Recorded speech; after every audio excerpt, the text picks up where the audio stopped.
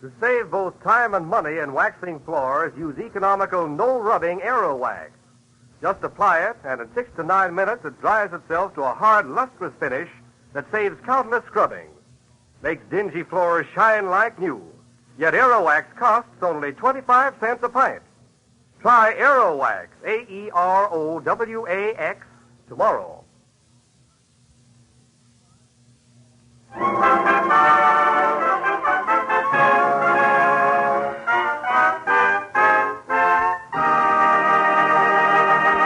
Mr. Keen, Tracer of Lost Persons, is on the air.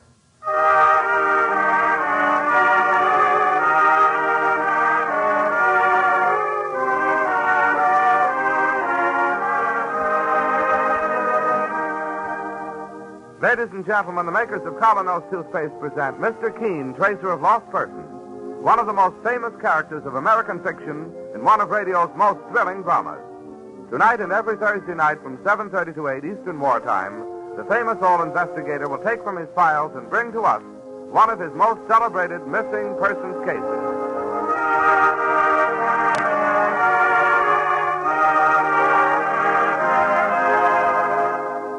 But first, is your smile everything you'd like it to be? Bright, sparkling, magnetic? If not, try the new Colonos toothpaste thousands are raving about. It's a high-polishing toothpaste that acts like a jeweler's polish in removing tarnish from silver. Quickly, but also gently, Colonos erases stubborn surface stains from teeth, revealing all their glorious natural brilliance. Get Colonos, K-O-L-Y-N-O-S, Colonos toothpaste at your drugstore tonight.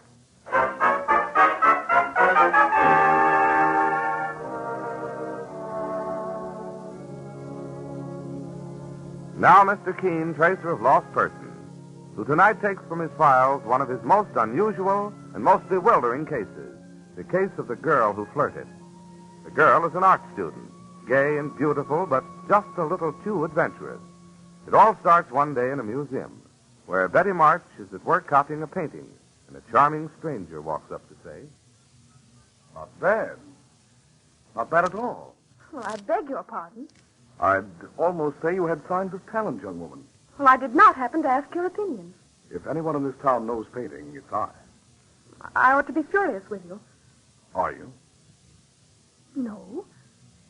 Just terribly amused. I like people to be unconventional.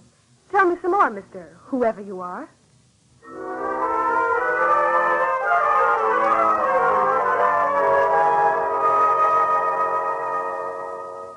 Yes, that's how it started. Now, several days later, we find Mr. Keen in his office talking to a very distressed man, Robert Colby, assistant curator of the Manhattan Museum. I tell you, Mr. Keen, nothing's ever happened like this. In all the years since the museum was founded. The girl walked off in the midst of copying a painting. There's been no sign of her since. Well, let's start at the beginning, Mr. Colby, shall we? First, what is the girl's full name? Elizabeth March. According to her application for a museum permit, she's now 22. Go on, Mr. Colby, please. Well, lately she's been copying that big painting by Whistler in the American Room. Oh, you mean the portrait of Mrs. Farmington and her daughters? Yes, that's right. Now, the last time I saw Betty was 4 days ago, Monday. Betty, eh? You're on familiar terms. Oh, she's lovely, Mr. Keen. Charming, spirited. Well, now, under what circumstances did you last see her? I dropped into the American Room where she was copying the Whistler painting to ask her to lunch. She looked up from her easel and said, No, Mr. Robert Colby. No can do. "Why not? Too busy, Bob. Oh, that man Whistler. Has he insulted you, Betty?" Why did he always have to sign his paintings with those complicated little butterflies in one corner? I'm having an awful time trying to copy it. Oh, forget the butterflies, Betty, and come to lunch. I have a question to ask you. Oh, yes. I know. Dum, dum, da-dum. Well, will you marry me? No, Mr. Robert Colby, assistant curator of the Manhattan Museum. I will not marry you. Oh, what's wrong with me? Nothing at all. That's the trouble. Don't understand. You're just too darn correct to be alive. What? The man I'm going to marry will have to be somebody exciting, somebody dashing, somebody dangerous. Oh, now, stop talking like a Greenwich Village bohemian. See, you are a stuffed shirt. Still want to take me to lunch, Mr. Colby? No, I do not, Miss March. Goodbye and good luck. Well, yes, she certainly is a very spirited young woman, isn't she? What happened next? Well, I came back in the afternoon, Mr. Keene, to make up. Her easel was still there in its usual place, but no sign of Betty. Mm-hmm. So that night I went to her apartment. Still no luck. Again the next day and the day after. This morning, finally, I talked to the attendant in the American room. Did the attendant have anything to report? Great deal. After our little spat, Betty sat down at her easel to work again on the butterfly signature. A few minutes later, a tall, dark-haired man came by. He stopped by Betty's easel. The next thing the attendant heard Betty say something like this. I like people to be unconventional. Tell me some more, Mr. Whoever you are. I've seen you here many times before. And I've noticed you. Oh, have you? First time was in the Egyptian room. We bumped into each other in the tomb of the pharaoh. I said, I beg your pardon, miss. And I said, I beg your pardon, sir. Yes, and something more. From where my easel stands, I have a very good view of the Italian room next door. And? You have been observed on 3 different occasions standing there in front of the Annunciation of Parolini. Your spies have been busy. You admire the Annunciation very much, don't you? There's another work I admire even more. A 20th century masterpiece. You. Wonderful. Who are you, anyhow? Just the man who wandered into a museum and saw a very beautiful girl? Seriously. I could tell you better over lunch. Oh, lunch? Please. Well, I don't think I ought to give in so easily. Argue with me 5 minutes more. And did they finally go off together, Mr. Colby? Yes. After Betty finished up a few more details on the painting. Well, what do you think of it, Mr. Keene? Well, frankly, I don't like the sound of it. It wouldn't be the first time a girl was lured into something very unpleasant by a charming stranger. Then please, Mr. Keene, try to find her. I most certainly will, Colby. And as a first step, tell me, is Betty's easel still standing there in the American room? Exactly as it was the last time she used it. Then take me there at once.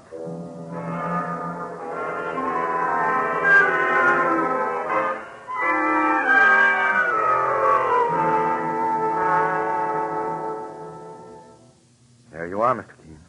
Judging from this painting, Betty's a very talented girl. Oh, yes. Yes, indeed. Did she usually place her stool in just this spot? Yes, it gave the best light. One moment. What is it, Mr. Keene? Why are you staring so hard at Betty's copy? I wonder if there's a magnifying glass handy. I'll have the attendant get one. Well, Billings. Yes, Mr. Colby. Look into Mr. Vanderhoff's office, please, and ask him if I could have a magnifying glass for a moment. I'll be right back, sir. Mr. Keene, you've got me up a tree. First, you were talking about the position of the stool. Oh, and yes. In fact, I am going to sit down on it right now and make a little investigation. Well? Observe one thing. From this position, Betty at all times had a view through that open door into the next room. The Italian room. Oh, there comes the attendant now with that magnifying glass. Here you are, sir. Thanks. Let me have it at once. Right. Oh, what are you looking for, Mr. Keene? I'm looking for a... By Jove, I found it. What is it? Colby, I was impressed by one thing. You told me how Betty went off with a stranger. But she stopped first to finish a few details. Asked for 5 more minutes to paint. Yes, yes. Now take this glass. Yes, I have it. Turn it on the butterfly signature in the corner. Concentrate on those very fine strokes in the wings. The wings. Yes, I see it now. Dear Bob, Studio Tea Room. She had a feeling she might be in danger. That message was just in case she didn't come back. Well, of course, but why? What danger? You know that restaurant? Yes, it's a hangout for artists in Greenwich Village. Let's go. Let's go as fast as we can.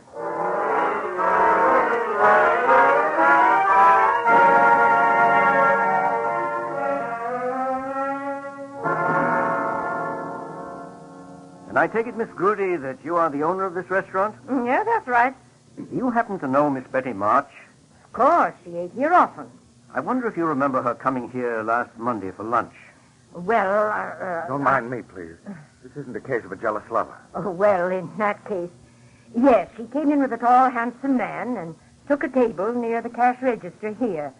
The reason I remember so well, Yes, Miss Goody? well, after an hour or so, the place was clearing out, and I heard Betty say... Well, thanks for a very good lunch and some grand conversation. You're not going already. We've got to.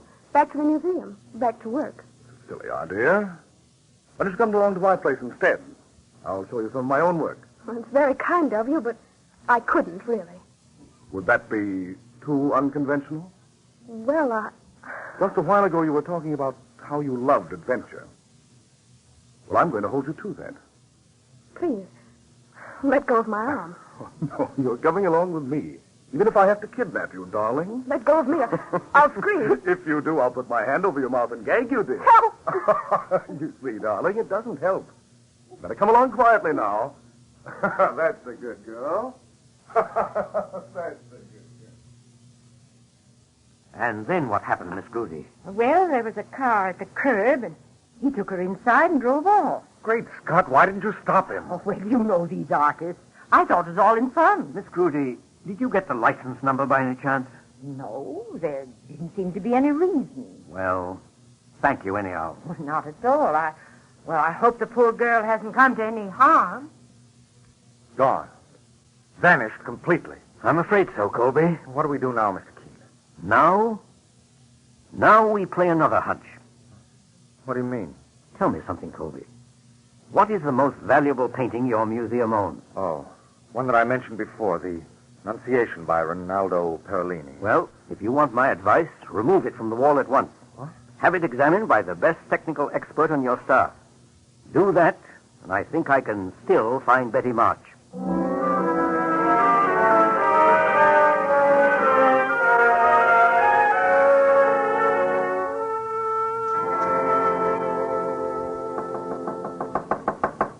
Mr. Vanderhoff, how's it coming? Do not disturb me. I will be finished in a moment. He's expert, Mr. Keene. He's been at it all morning. Oh, calm yourself. How can I, when Betty may be in danger of her life? This seems a very roundabout way of finding her, Mr. Keene, if you'll pardon my saying so. But it's the only way I know. Here's Vanderhoff now. He's finished. Come in, gentlemen. Thank you. Huh? There's the painting. Look at it, gentlemen. A magnificent work of art, as far as the eye can tell. Tell us, Mr. Vanderhoff, what did you find? First, Mr. Colby, in accordance with my usual routine, I subjected the painting to an X-ray examination. I followed this with a spectroscopic analysis. Yes. Finally, I tested minute portions of the pigmentation for chemical content. Well? Gentlemen, I am compelled to report that this masterpiece is a fake. What? Very skillful, but a fake. Impossible. It is a fake, entirely so. The original has been stolen, this copy substituted in its place. That's exactly what I thought and feared. The man who did this is one of the most skillful copyists alive. What type of paint did he use? For tempera, of course. The same as the original. Oil paint did not come into use until several centuries after Perolini. I must report this to the director at once. One moment, please, Mr. Vanderhoff. Yes, Mr. Keene. You may also tell the director that I'll do everything in my power to recover the stolen original. Good. And that I strongly advise against any publicity at the moment. I will tell. Mr. Keene, two things aren't really connected. Of course they are. Betty's disappearance and the theft of the painting are one and the same case. But how? Well, here's my theory, Colby. The men who stole the Perolini are cautious, methodical people. They must have worked for months to prepare their fake painting. After that, it was only a question of finding the right moment to snatch the original from its frame and substitute the copy. Yes?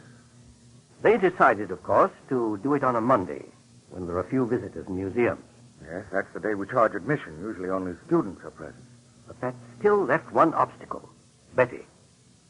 You remember I told you that from where she sat, she had a good view of the Italian room at all times?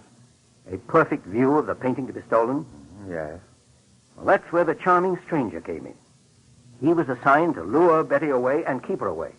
But why are they still holding her?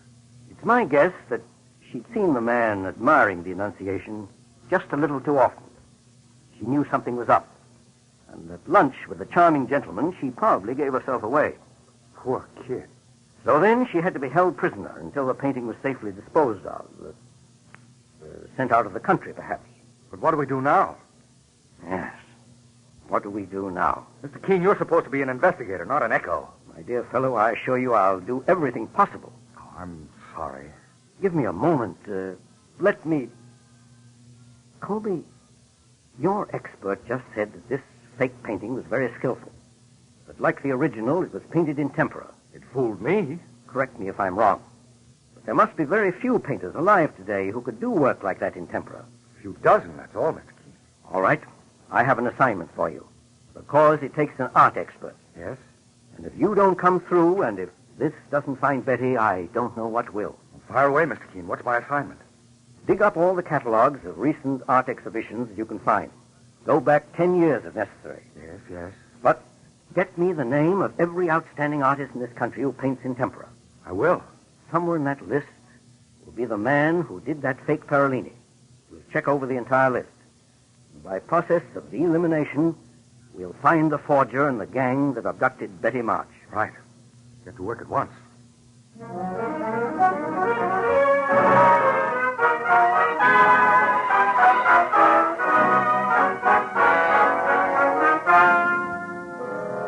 Now a brief intermission in Mr. Keene, Tracer of Lost Persons, brought to you by Colonos Toothpaste. Next time you meet the most successful man you know or the most popular girl, take a good look at their teeth. Chances are they'll be sparkling and beautiful, with all the magnetism your own smile should have. Examine your own teeth critically.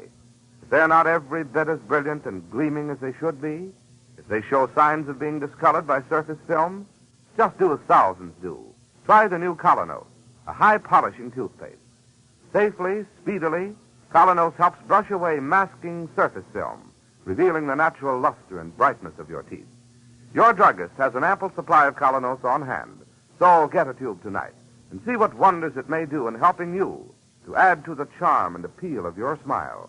Remember the name Colonos, K-O-L-Y-N-O-S, Colonos, a high-polishing toothpaste.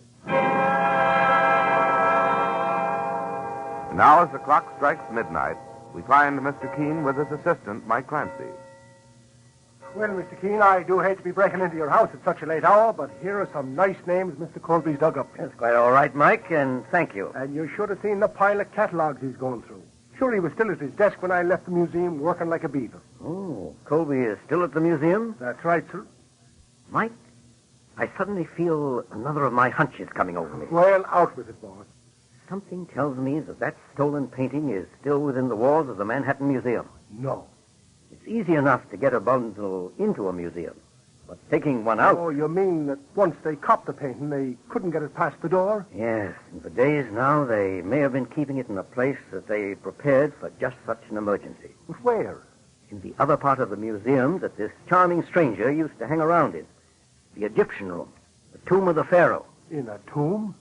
That's where we're going, right now. Oh, no, boss. Among the mummies at midnight? Oh, no, sir.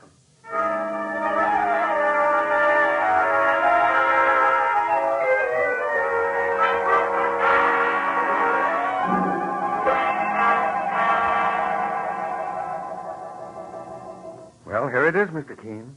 The tomb of King Mentop IV. Well, thank you, Colby. This switch turns on all the lights inside. That's right. All right, you stand by at the door. Mike and I will have a look inside. Okay, Mr. Keene. Come on, Mike. Good luck. Oh, boss, there's 100 other places I'd rather be than in an old cemetery like this. Don't worry. There's plenty of light in here. But all these narrow winding alleys. Plenty of spaces for spooks to be hiding. Here, Mike, to the left. This should lead to the central chamber and the sarcophagus of the king. The what, sir? A stone casket where the mummy lies. I'd like to move the lid and have a look inside. Well, I wouldn't. Relax, Mike. Here's the central chamber now, and the sarcophagus. Saints preserve us. Come now. Let's try the lid. Stand back. Don't move. Glory be. The mummies are talking. No, Mike. Mummies don't talk English. Stand back. Hands over your head. It's coming from that doorway on the other side. Quick, let's get after it. Boss, the lights are gone out. Quick, turn on your flashlight, Mike. Help. He's trying to strangle. I'll fix him. Come away, you. Here, I got him, boss. No, he's broken away. Your flashlight. Turn it Oh, on. I dropped it somewhere. Here it is. That's better. Boss, he pretty near slashed the coat off your back. Look what he left behind on the floor, Mike. 10-inch knife. Now we know we're up against killers. Don't let's waste time. Help me move the lid of that sarcophagus. Okay, sir. You ready now? Heave! Heave! All right, Mike. Now flash the light inside. Why, boss. It's there, Mike. The painting. But we've still got to find the girl. And she's in the hands of killers.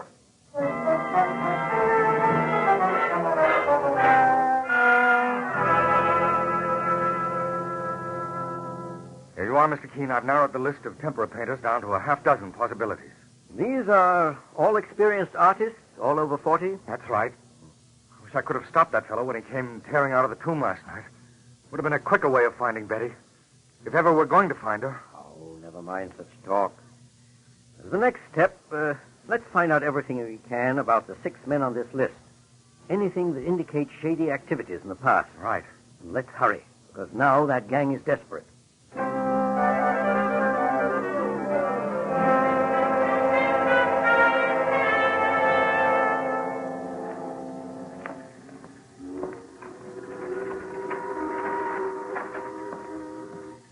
Good morning, Betty.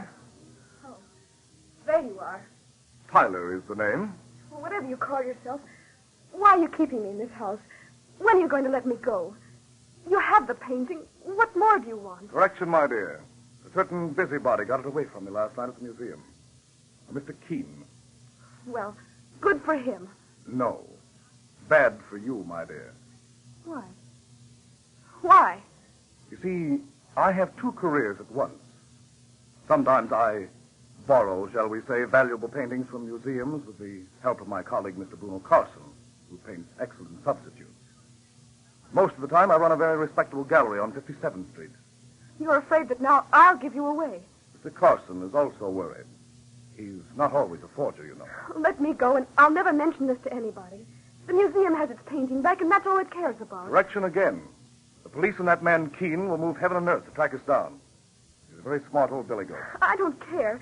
This has gone far enough. You can't keep me a prisoner here forever. That's right, my dear. See you later. Let me out! Let me out! Please, I beg you, let me out! No use. No one will hear you. Tyler! Okay, Carson, I'm coming. Look, Tyler, we can't keep her here much longer. Some people are coming tomorrow to look at my painting. All right, Carson. She goes tonight. And don't leave any traces. There won't be, Carson. Not for the East River right outside the door. The river? Too bad. She's so nice looking. Yes. Too bad.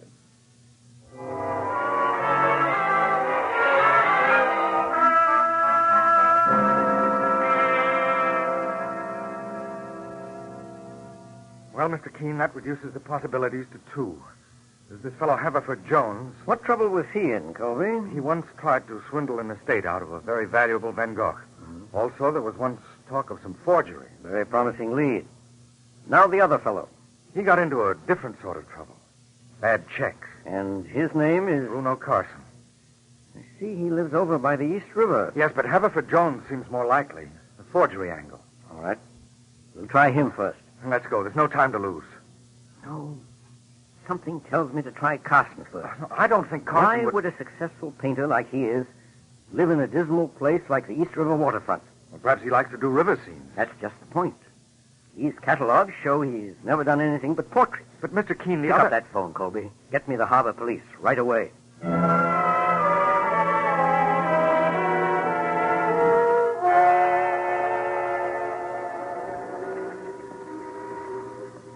All clear, Carson? All clear, Tyler. The cop on the beach just walked up the block. Here. Help me carry her out on the pier. She's not going to start screaming. No chance. That gag is on good and tight. She's bound hand and foot. Okay. Let's go. Straight ahead now. Onto the pier. Maybe this isn't such a good idea. We could just beat it somewhere. Run away from the cops the rest of our lives? No, sir. Okay. All right, here we are. Get ready to swing. Stop where you are. Hands up. It's that fellow Keene. Drop her, Tyler. Let's run for it. Stop where you are. I'm warning you. Mr. Keene. What is it, Colby? Look, Betty's rolling off the pier. She's fallen into the water. I'm going in after her. I hope he makes it in time. The harbor police. They've got those men. But not for murder, I hope.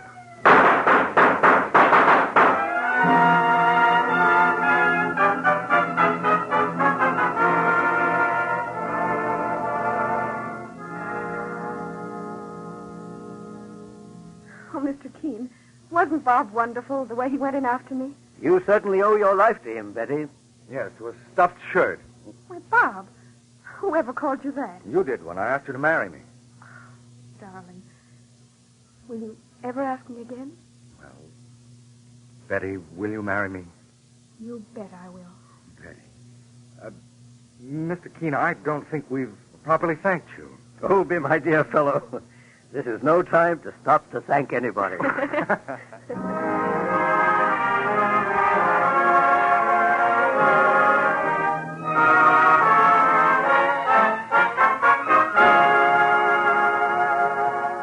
Listen next week at the same time when Mr. Keene brings us his next missing persons case. The case of the boy who used big words.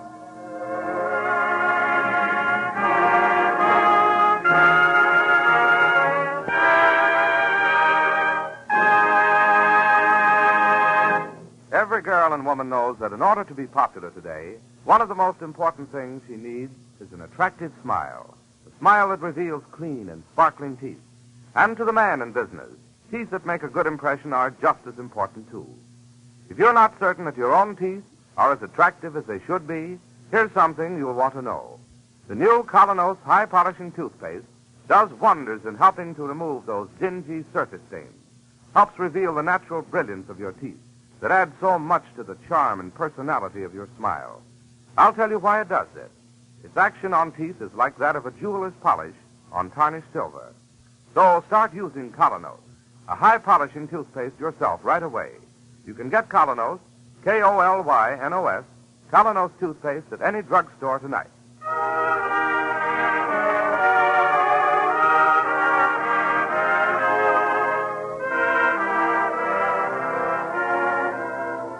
This is Larry Elliott saying good night for the makers of Colonos toothpaste and Mr. Keene. And this is Mr. Keene with one last word. I've been asked to bring to your attention the important fact that our country is still faced by a critical shortage of tires for civilian use. The tires you have now must last you indefinitely. Do not be misled by announcements that huge quantities of synthetic rubber are being made. They are, but they are required for military use. So do everything you can to make your tires last as long as possible. Drive only when necessary, at under 35 miles an hour. Keep your tires properly inflated and inspected. Recap your tires as soon as they need it, and share your car with others. Good night, and thank you all.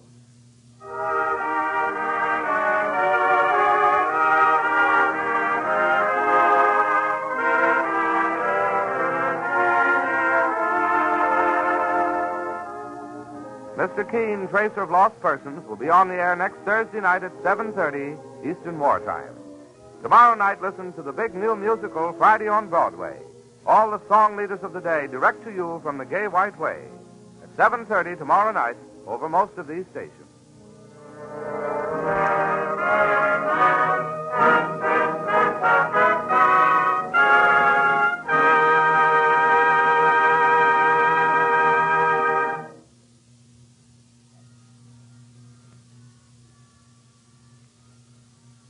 There is now a wonderfully inexpensive, easy way to wax wood floors and linoleum to a high, sparkling finish in only 6 to 9 minutes.